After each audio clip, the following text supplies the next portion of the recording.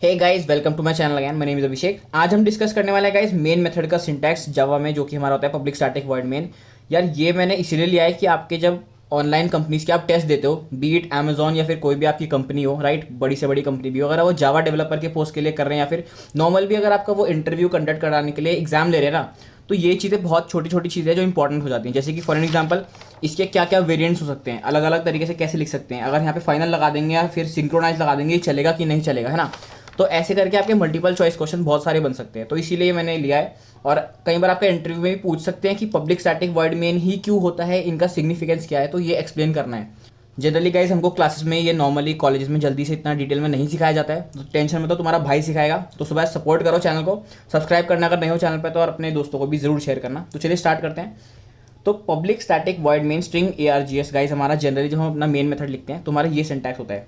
पहली बात, ये हमारा पब्लिक क्यों होता है ना। पहली बात तो गाइस आपका पब्लिक है क्या। Public is access modifier. Access modifier बोले तो जैसे कि आपका प्राइवेट कर सकते हैं या फिर प्रोटेक्टेड हो सकता है, राइट।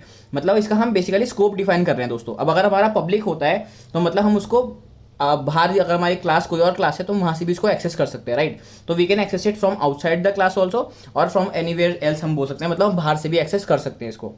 अब गाइज जब भी हमारा प्रोग्राम स्टार्ट होता है तो हमारी एग्जीक्यूशन जो होती है मेन मेथड से स्टार्ट होती है ना। अब मेन मेथड से स्टार्ट हो रही है तो बेसिकली देखा जाए तो ये मेन मेथड कॉल कौन करता है, ये मेन मेथड गाइज हमारा जो JVM होता है, जावा वर्चुअल मशीन, ये हमारा कॉल करता है, राइट। नाउ गाइस ये हमारा पब्लिक क्यों होता है, सो दैट JVM जो है आपका उसको कॉल कर सके, दैट इज इन्वोक कर सके फ्रॉम आउटसाइड द क्लास, है ना। JVM हमारा अगर C ड्राइव में पड़ा है तो वहां से इसको कॉल कर सके, दैट्स वाई इसको हम ऐसे ही बोलते हैं, सो that JVM can call it from anywhere, अगर वो C ड्राइव में पड़ा है या D ड्राइव में एंड सो ऑन।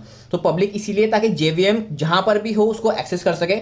पब्लिक है इसीलिए इसको कोई भी एक्सेस कर सकता है। सेकंड बात करते हैं यार स्टैटिक की, ठीक है। स्टैटिक आपका क्या है basically guys, static is a keyword, ठीक है।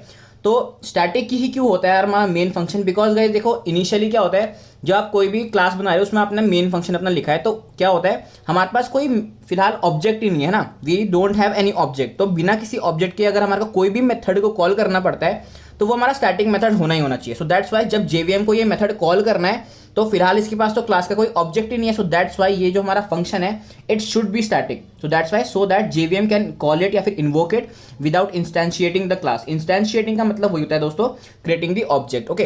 तो ये आपका सिनेरियो हो गया। पब्लिक क्यों, ताकि JVM उसको कहीं से भी कॉल कर सके। एंड स्टैटिक क्यों, क्योंकि हमारे पास कोई ऑब्जेक्ट नहीं है क्लास का, तो हम उसको कॉल कैसे करें, दैट्स वाई हमने स्टैटिक लगा दिया। स्टैटिक के लगाने से हुआ ये कि हम बिना किसी ऑब्जेक्ट के इस मेथड को कॉल कर सकते हैं। सो दैट्स वाई जो हमारा JVM है बिना किसी ऑब्जेक्ट के इसको कॉल कर पाएगा easily. So that's Y public हो गया, स्टैटिक हो गया। वॉइड की अगर हम बात करते हैं, it is a return type दोस्तों। मतलब ये हमारा मेथड जब रिटर्न पूरा एग्जीक्यूशन खत्म कर लेगा, कुछ वैल्यू रिटर्न नहीं कर रहा है JVM को, सो that's why it is void. Method does not return anything. And guys आपका ये बहुत इंपॉर्टेंट चीज है, आपका P स्मॉल होगा, S स्मॉल होगा, V स्मॉल होगा एंड MB स्मॉल होगा, ठीक है। कुछ आपको जैसे कि मल्टीपल चॉइस क्वेश्चन अगर दे देते हैं तो हो सकता है वो M कैपिटल लिख दें, कुछ मतलब प्रोग्रामिंग लैंग्वेजेस में हमारा M कैपिटल भी होता है, जैसे सो वहाँ पे आपको ध्यान रखना है, सब कुछ स्मॉल में है। देन आफ्टरवर्ड्स हम बात करते हैं कि मेन ही इसका नाम क्यों है, और कुछ नाम भी तो हो सकता है।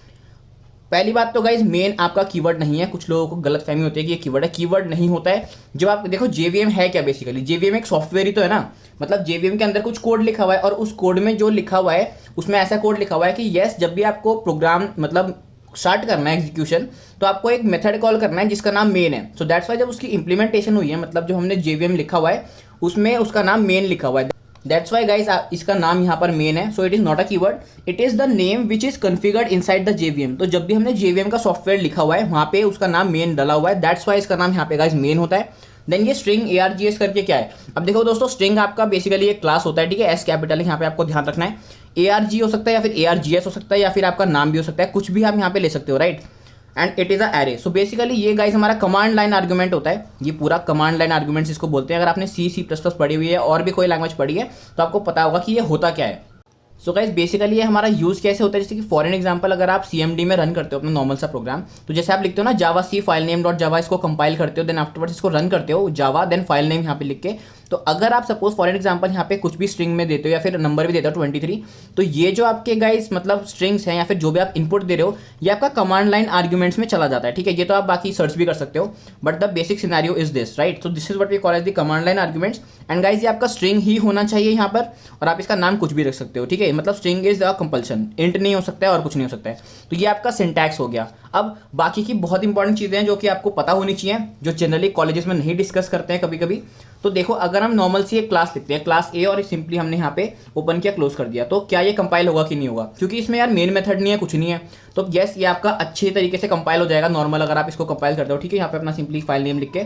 बट दिक्कत ये कि कंपाइल कर लिया, कंपाइलर इसको चेक नहीं करता है, राइट, तभी तो हमारा कंपाइल हो रहा है। अब कंपाइल अगर हो गया है तो दिक्कत ये आएगी कि जब इसको आप रन करोगे ना, तो उस वक्त आपको ये रन टाइम एरर दे देगा, राइट। मतलब अगर आप इसको सिंपली कंपाइल करोगे, जावा सी फाइल नेम अगर सपोज ए है तो ए डॉट जावा, तो कंपाइल आराम से हो जाएगा, बट रन नहीं हो पाएगा। रन करते हुए इसको एरर देगा, राइट, कि यहाँ पर हमारी मेन मेथड प्रेजेंट नहीं है। तो ये एक सिनेरियो हो गया। अब एक और क्वेश्चन आप लोगों के लिए कि what if the main method is written without the string arguments, मतलब पब्लिक स्टैटिक वॉइड मेन लिख दिया और ये हमने इसमें लिखा ही नहीं, तो प्रोग्राम आपका परफेक्टली कंपाइल हो जाएगा, कोई एरर नहीं है ये, ठीक है। कंपाइलेशन बड़े आराम से हो जाएगी, प्रोग्राम विल कंपाइल 100%, बट जब उसको रन करोगे तब आपको एरर मिलेगी।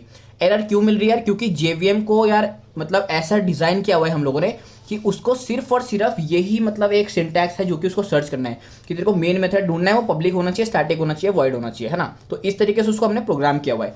तो रन टाइम पे एरर आ जाएगी। और कंपाइल क्यों हो रहा है? क्योंकि कंपाइल इसलिए हो रहा है कि we can also have normal methods जिनका नाम हम मेन रख सकते हैं।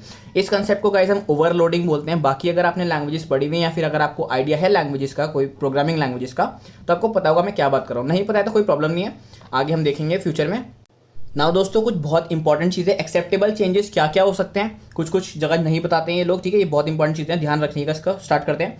नॉर्मल होता है public static void main string RGS करके आप इसको लिखते हो। कुछ बच्चे अभी तक कंफ्यूज हो रहे होंगे, इट माइट हैपन कि ये तो यार इसके बाद लगता है, पहले भी लगा सकते हो बाद में लगा सकते हो, अभी मैं आपको सब कुछ बता रहा हूँ, राइट। तो पब्लिक स्टैटिक वॉइड मेन होता है, इसके ऑर्डर ऑफ मॉडिफायर्स को आप चेंज कर सकते हो। दैट इज स्टैटिक को आप पहले भी लिख सकते हो या फिर पब्लिक को बाद में लिखो, एक ही बात है। तो इसको हम ऐसे भी लिख सकते हैं, static public void main string RGS, this is 100% correct. Okay, ये सब आपके गाइस कंपनी के जब टेस्ट होते हैं ना, उसमें एमसीक्यूज वगैरह आते हैं, वहाँ ही आपके बहुत इंपॉर्टेंट है, आ सकते हैं, तो इसको आपको पता होना चाहिए। इसको आप कैसे लिख सकते हो, वेरिएशंस क्या क्या है, देखो पीएसवी मैंने लिखा हुआ है, पब्लिक स्टैटिक वॉइड मेन पूरा होता है, सिर्फ समझाने के पर्पस के लिए मैंने छोटा लिखा है, सो दैट टाइम सेव हो।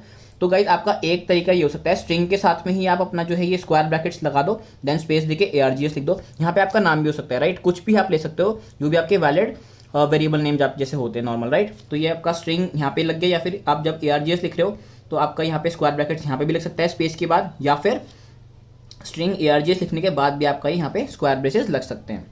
एंड गाइस यहाँ पे जैसे कि मैंने आपको बताया, यहाँ पे ARGS के अलावा कुछ और भी हो सकता है, तो मैंने सिंपली यहाँ पे राहुल लिख लिया, राइट। तो ये आपका सिनेरियो हो गया। दिस इज वेरी इंपॉर्टेंट यार, आपके एमसीक्यूज में इंपॉर्टेंट है बहुत चीज़। अब देखो एक और वेरिएंट क्या है, कुछ लोगों को पता ही नहीं होता है, पब्लिक स्टैटिक वॉइड मेन फिर string dot dot dot ARGS। कई लोगों को लगेगा कि यार ये तो एरर है, ऐसा तो हमने पढ़ा ही नहीं है, ऐसा होता ही नहीं है, बट ये बिल्कुल सही है। ये अच्छे तरीके से कंपाइल भी होगा, रन भी होगा, आउटपुट भी देगा अगर आप प्रोग्राम इसमें लिखते हो नॉर्मली। ये है क्या यार, ये कंसेप्ट है जावा का ही, जो कि जावा 5 जब आया था ना, JDK 5, उसमें इंट्रोड्यूस हुआ था। इसको गाइस हम बोलते हैं वेरिएबल आर्ग्यूमेंट्स का कॉन्सेप्ट, दैट इज अपना वेराग्स का कॉन्सेप्ट। इसका मैं एक सेपरेट वीडियो बना दूंगा, अगर रिक्वेस्ट आती है कमेंट में जरूर बताओ चाहिए कि नहीं चाहिए। ओके, सो सिंपली अगर आप लिखते हो string dot dot dot ARGS, या यहाँ पे ना कोई स्पेस वगैरह नहीं होना चाहिए, ठीक है, तो आराम से तभी आपका ये कंपाइल करेगा। अगर यहाँ पे सिंपली आप एक स्पेस दे दोगे तब डॉट डॉट डॉट लगाओगे तब आपका एरर हो जाएगा। बाकी आप अपना कोडिंग करके देखना, सब कुछ समझ में आ जाएगा। तो ये बहुत इंपॉर्टेंट चीज़ है, ये वाली चीज़ आप इसको ध्यान रखना, ठीक है। कुछ लोग इसको एरर मान लेते हैं, ये एरर नहीं होता है, आराम से चलेगा आप लोगों का। देन यार इज इट वैलिड और नॉट, अगर हम public static void main normal लिख रहे हैं फिर हम फाइनल लगा दें स्ट्रिंग ARGS के आगे, तो क्या ये वैलिड है ना। Yes it is completely valid, ऐसा हो सकता है। अगर आप चाहते हैं कि कमांड लाइन आर्ग्यूमेंट जो आपने दिए हैं वो आपके चेंज ना कर सके कोई अपना यूज़ करते हुए कोड को, तो सिंपली आप इसको फाइनल कर सकते हो। एंड गाइस अगर आप सिंपली यहाँ पे फाइनल लगा दो, public final static void main string ARGS, is it valid, yes it is 100% valid, ये भी आपका पक्की बात चलेगा ही चलेगा। अब गाइस हम जब मेन लिखते हैं, public synchronize static void main भी हम लिख सकते हैं, मतलब सिंक्रोनाइज भी हम कीवर्ड यहाँ पे यूज़ कर सकते हैं। जनरली प्रोग्रामिंग में हम लोग ऐसा नहीं यूज़ करते हैं, बट इफ़ वी वांट हमें यहाँ पर ये यूज़ कर सकते हैं। ये सब मैं आपको यार इसीलिए बता रहा हूँ क्योंकि अगर आप MCQs वगैरह देते हो किसी कंपनी के, तो वहाँ पे आपको ये ऑप्शंस मिल सकते हैं। तो वहाँ पे बच्चा सोचता है कि यार ऐसा मैंने कुछ पढ़ा नहीं तो शायद गलत ही होगा, तो वहाँ पे जनरली सब बच्चे गलत कर देते हैं। यार वीडियो फायदेमंद लगी तो प्लीज़ लाइक जरूर करो, ठीक है, सब्सक्राइब करो चैनल को भाई के। तो इसी वेरिएंट को आप ऐसे भी लिख सकते हो, डॉट डॉट डॉट के करके, ये मैं आपको यहाँ भी समझा चुका हूँ दोस्तों। एक और वेरिएंट है स्ट्रिक्ट FP करके, आपका एक कीवर्ड होता है दोस्तों, इसमें भी आप इसको मतलब यूज़ कर सकते हो, public strict FP static void main, and simply आप यहाँ पे अपना कोड लिख सकते हो। अब यार इन चीज़ों के बारे में अगर आपको डिटेल में सीखना है तो आपको मैं लिंक दे दूंगा डिस्क्रिप्शन में, आप उसको एक्सप्लोर कर लीजिएगा। एंड यार यहाँ तक आया तो प्लीज़ वीडियो आपको अच्छा लगा ही होगा तो सब्सक्राइब करे बिना मत जाना, लाइक करना, शेयर करना। और एक और चीज़ मैं आपको बताता हूँ नाउ गाइस, अगर हम मेन की बात करते हैं, मेन फंक्शन की, ठीक है, मैं अज्यूम कर रहा हूँ यार आप ये इंटरव्यूज वगैरह के लिए पढ़ रहे हो, तो मैं इसलिए आपको ये वाले कंसेप्ट भी समझा रहा हूँ। अगर आप बिगनर हो तो कोई दिक्कत नहीं है, ये चीज़ नहीं समझ में आ रही है तो फिलहाल छोड़ दो, कोई प्रॉब्लम की बात नहीं है।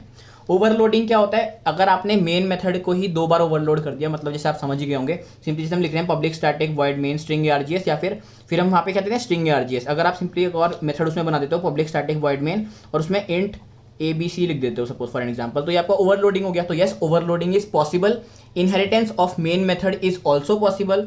एंड गाइज जैसे हम कहते हैं ना कि हमने मेथड को ओवरराइड कर दिया, बिल्कुल उसका वही सिग्नेचर है, वही उसका नाम है, वही उसका पब्लिक, अगर हमने पब्लिक मॉडिफायर दिया तो पब्लिक मॉडिफायर ही उसका बेस क्लास में है एंड सब क्लास में है, तो उसको हम क्या बोलते हैं, ओवरलोड, ओवरराइडिंग बोलते हैं बेसिकली, राइट। बट गाइज जब हमारा स्टैटिक होता है ना, हम उसको कंसेप्ट को ओवरराइडिंग नहीं बोलते हैं, हम उसको मेथड हाइडिंग का कंसेप्ट बोलते हैं। यार ये सब चीज़ें क्या हैं, ये सब आपको लिंक में मिल जाएंगी जो मैंने डिस्क्रिप्शन में दी हुई है। एंड यार वीडियो फायदेमंद लगी है, अभी तक मेरे को नहीं लगता किसी ने इतना डिटेल में बताया होगा, तो यार लाइक जरूर करना, प्लीज सब्सक्राइब करना, चैनल को शेयर जरूर करो जूनियर्स के साथ, ताकि यार उनको पता चले, अगर वो बिगनिंग में ही जावा सीख रहे हैं तो उनको बहुत फायदा होगा इन चीज़ों का। इट माइट हैपन कि जो 4th ईयर भी क्रॉस कर लेते हैं बच्चे, पास कर लेते हैं, उनको भी ये कंसेप्ट नहीं पता होते। तो यार प्लीज़ शेयर करिए, सब्सक्राइब करिए चैनल को। एंड यार that's it, take care, good bye.